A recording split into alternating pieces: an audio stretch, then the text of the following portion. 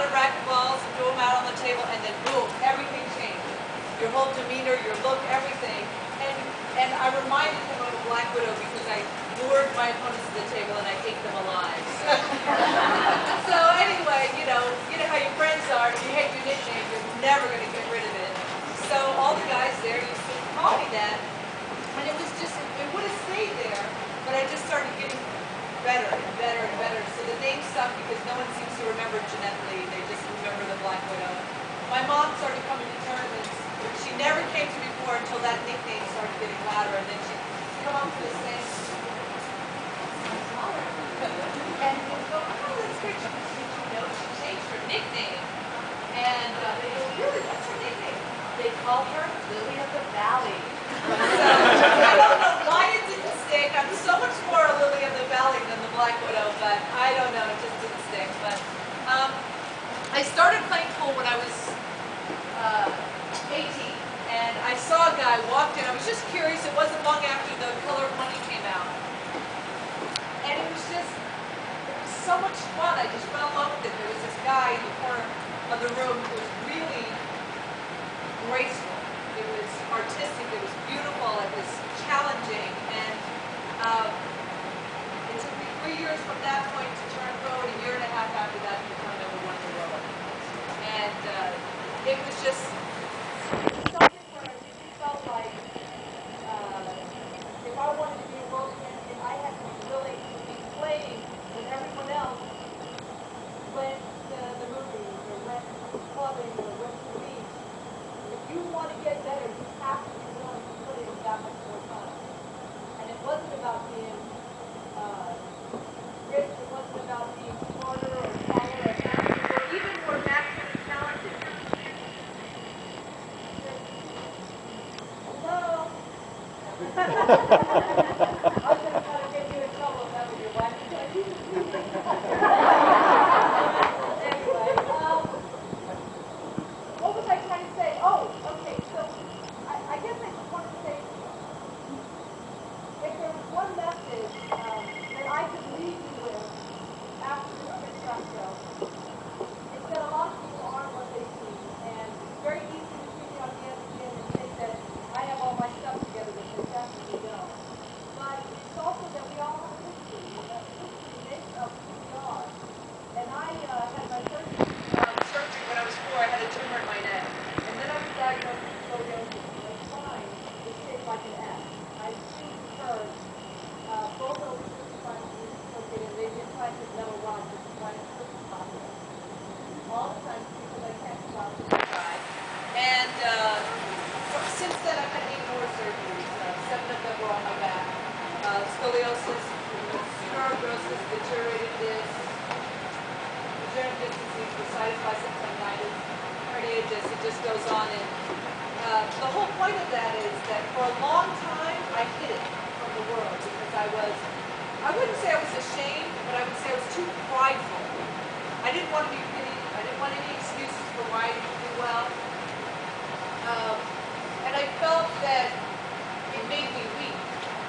But actually what I found out was it made me strong because through each one of them, I really had to kind of shed everything that I thought I was worth. I kind of valued myself, who I was, by what I was good at.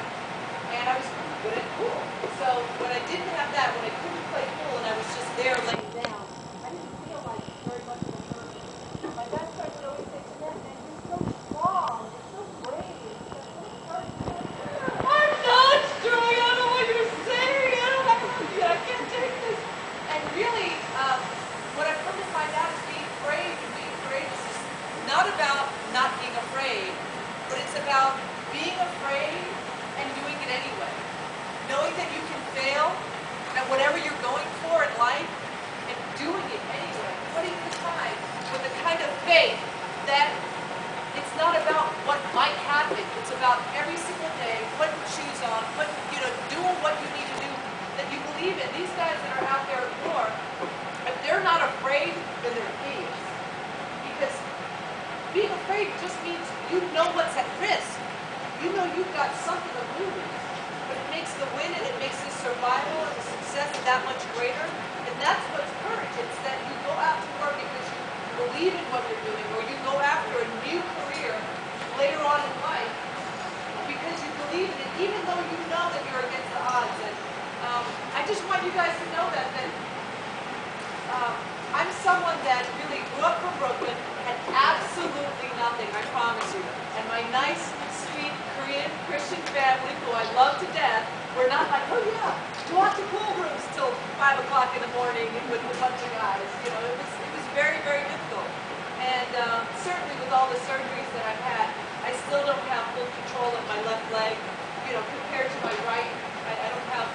I have still a lot of physical issues that I have to deal with, but I get up each day doing something I love, which is killing men on the pool table. Thank you very much.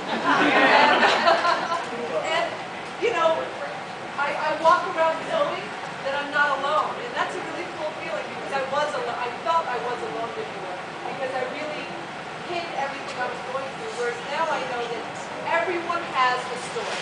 It's physical, it's financial, it's emotional, it's something you're going through, it's something that someone close is going through, and you don't have to be alone. You just have to know that you just got to get up every day and do the right thing for yourself.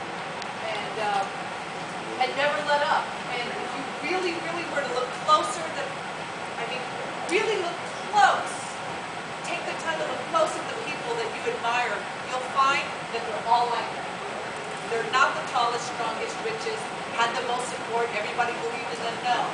The ones that really, really make it, the only thing they really have in common is they never stop. That's it. It's the only really commonality among them. So anyway, I really feel like I went through hell for, stuff for a reason. I can't believe that it happened for nothing. When I first started, my mom always said, oh, Jeanette, don't worry. God has a plan for you. And I was like, shut up! You know, because, who wants to hear that? I'm 12. They just cut my entire body open. I had to wear a cast that, these days they're like, oh, semi tight, but I was wearing like a big, thick cast. I could wear triple extra large pants to fit over the brace. You know, you're 12, 13, your body's changing. Mine wasn't actually yet. But, you're starting to like guys and things like that. It was very, very hard. And now here I am, and I'm the National Spokesperson for the Scoliosis Association. Could you fathom that at the time of yourself going through health insurance? Could you even imagine? So when you're going through something, you don't have to like it. I had my most recent surgery 2 years ago. I didn't like it. It wasn't pleasant. You can ask my husband. It's hard. But it's not a matter of liking it. It's just getting through it, sticking to your plan, and just believing that if you can survive this, you now have the power, the responsibility, and the ability to be there for someone else that has scoliosis that is going to listen because you've been through it. Because how many of us really want to hear from someone that's never been through anything? Right? You never want to. You're like, just don't even go there. You don't know what I'm going through. You can't even imagine what I'm going through right now, so I just don't want to hear it.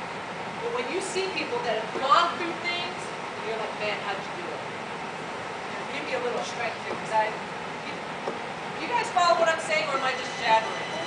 You follow what I'm saying, right? You've got to get through it. And from that, you give to others around you. And that's really, I hope, that while I'm killing everyone on the pool table and playing pool for the rest of my life, I've done something more than one trophy. Because I really believe that that's how this world works. Being able to be there for each other and grow with each other and feeling like there's a greater purpose than just what you can put in your pocket. So I just want to share that with you and hopefully give you some strength. Right now it's really hard times for everybody in this world. We got a lot of people overseas. I'm getting ready to do a military tour. We're going to do 14 stops, and I'm just going to go entertain them all, meet them all, entertain them all, and hopefully come back safely. But be encouraged, be strengthened, and just know that there's a lot of